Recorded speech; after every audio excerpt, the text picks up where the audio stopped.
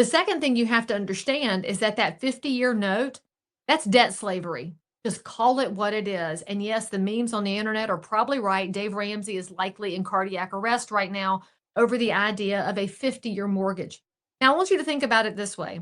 In fact, on the podcast I did with Rob Hahn in our Under All is the Land podcast, we talked about whether the 30 years even a good idea. I maintain that it is. Rob thinks it's too long of a time frame. And here's why that's a debatable question. When you have any time frame on an asset, when you're talking about the debt underneath it, if you're on a 15-year note, you're going to still pay a bunch of interest at the front end until you start to chunk away at the asset later on. That 30-year fixed means you're paying even more debt service at the beginning before you start paying down the real note.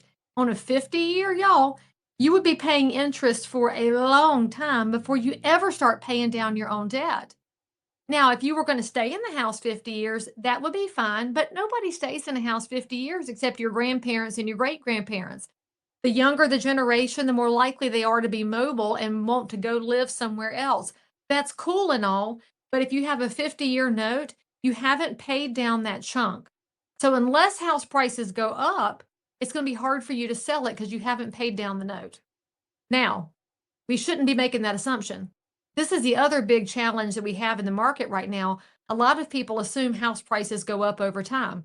And historically, they do. If you look at a 50-year window, from day one to year 50, oh, house prices do go up.